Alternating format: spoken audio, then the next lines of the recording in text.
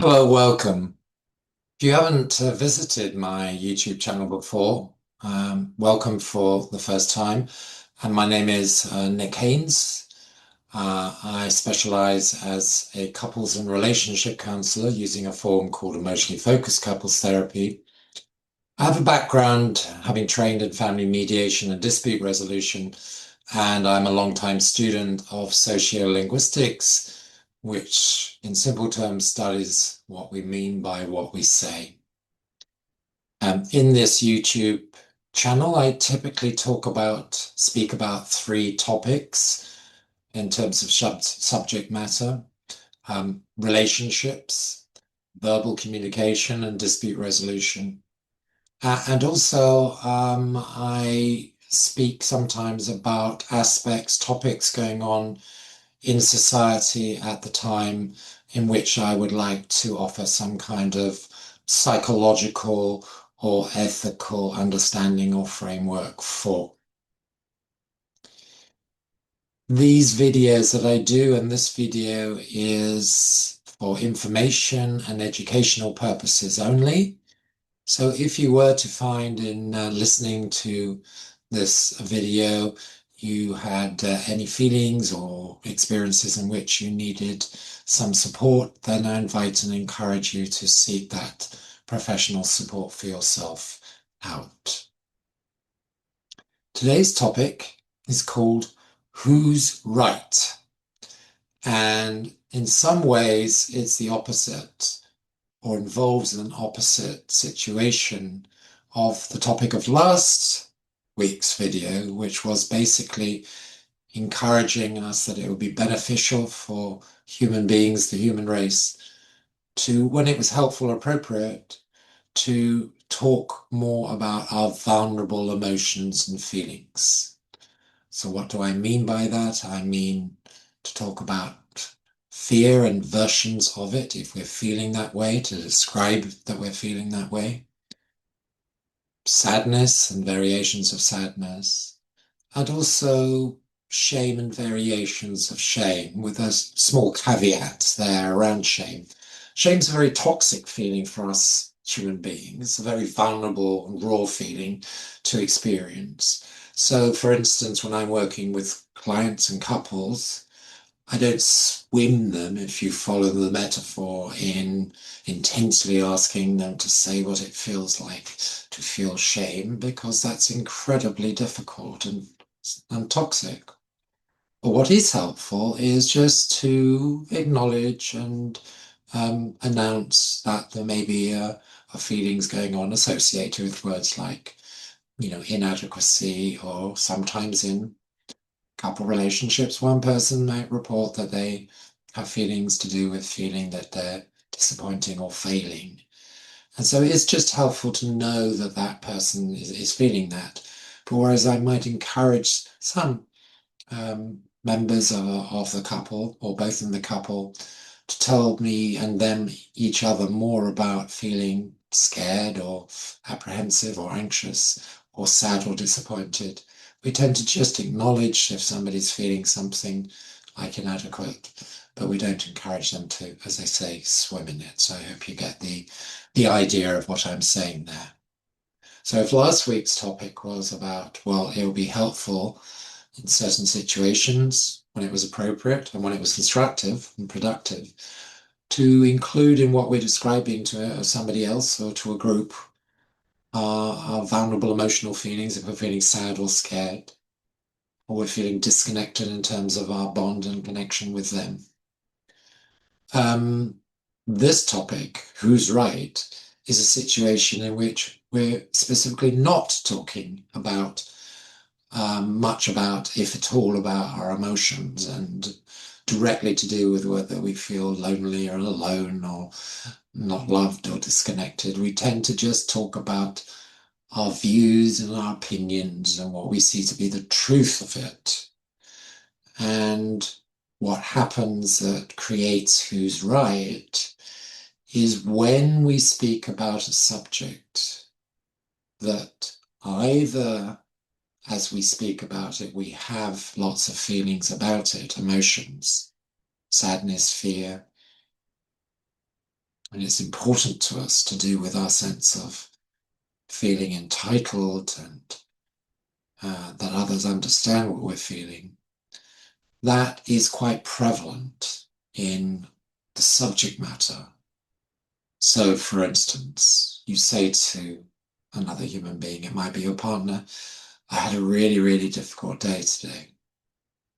And if your expectation is that they'll understand what that was like for you, and if they care about you, that they will be understanding and caring and supportive and empathic, and they're not, you catch them at a bad moment when they've had a difficult day and they're not really quite sure in the way you talk about it what it is you want from them, then we've all had experiences in which others respond to us and react in ways that cause us to feel triggered.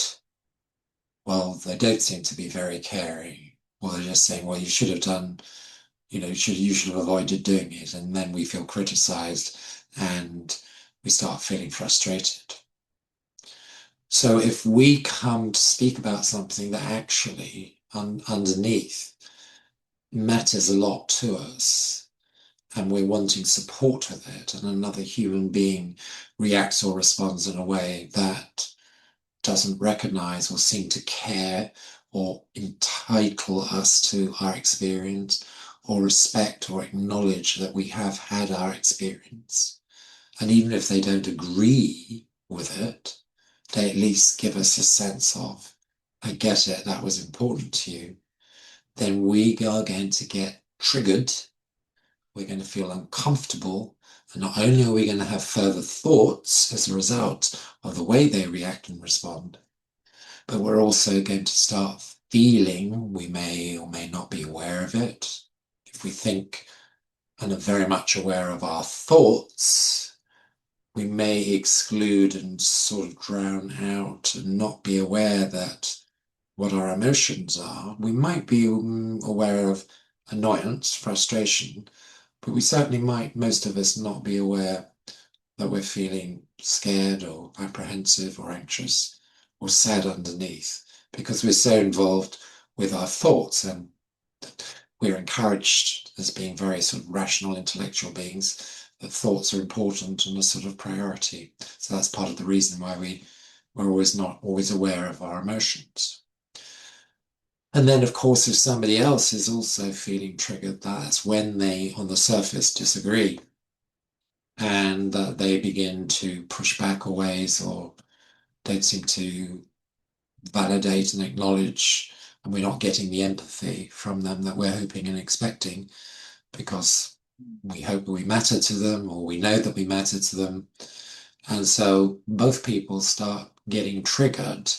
But what we tend to do in Who's Right is to double down on the thinking bit of it and the expressing of the views, the opinions, the truth of it, the points, and the labels start coming in about what we think about the other person is or isn't, or what they do and they don't do. And then everybody starts feeling attacked, criticized, and defended. And that's the mechanism that sort of escalates it and can deepen it. But the key bit, in a sense, when you understand the importance of connection, the desire to feel relationally connected, I've spoken about this in previous videos, is a priority for human beings because we're bonding mammals. It instinctively drives our behavior and what we do, as well as what we talk about and how we talk about it. Our need to feel relationally and emotionally connected with other human beings drives that behavior. But very often, what we all do, I've done this and still do this, you will do it, everybody else in the world does it, there's nothing wrong with it, is that we focus on what we think and believe. And we exclude perhaps ourselves recognizing that we're feeling scared and sad underneath annoyance. And the same happens to the other person. And so there are these two levels. Up here are our thoughts, for my analogy. Down here is our feeling, emotional, and how connected do I feel with the other person. And we exclude what's going on down here and just talk about our opinions. And that's where we get stuck. And the first thing, if we can do to recognize that we're stuck in who's right, is to become aware that it's not gone on anywhere, despite our best efforts to get the other person to see our view or agree with us, or at the very least, to sort of agree to disagree. When we don't get that, we tend to feel very uncomfortable, and we keep trying to use the same method to feel heard and to feel soothed and reassured inside. We've all heard the expression digging a deeper hole. That's what we all unintentionally tend to do. And it ends up with polarizing conflict and tension. But the key thing here, in a way that deconstructs who's right and loggerheads and reframes it, is if we can shift to that lower level and speak in the present tense in very simple, revealing terms about our vulnerable emotions. And it might sound something like this. Actually, I know I've been angry and I've been making my points, but underneath I'm feeling sad and scared and confused why we aren't agreeing here, because I really value you and I need your support. Now, I expect you can hear with that example how different in texture that is from just telling you what I think, or, labeling you in some way that suggests you're not meeting my needs, in which case you are bound to feel criticized and are bound almost certainly to defend or counterattack me. So that's what who's right is. And there's a heck of a lot of it that goes on in all our lives. We see this going on in the mainstream of society when we watch programs around that, like Question Time on the BBC. But then there's a sort of expectation and understanding that what that is about is expressing opinions and views. Fair enough. You know, you pay to your, what is it? You pay to your what's it? So you get what you expect there. So, but if you're wanting something different, or, you are at loggerheads with somebody important to you, or the situation is important, even if you don't know the other person very well, to de-escalate it, reduce it escalating into what potentially could be more extreme or major, then it is helpful to begin to invite a different way of speaking by speaking about your vulnerable emotion, and maybe throwing out a kind of invitation. Can we talk differently about this? Because I know you're, or I would like to connect and see if we can connect with each other. Okay, so hopefully that's put across the point there. And in the next video, I'm probably going to talk about something that involves that third category that I mentioned at the start of this video, which is me commenting from a psychological point or ethical point of view about an aspect of a topic that's in society. And I think that's probably going to be something that I call ideological caring.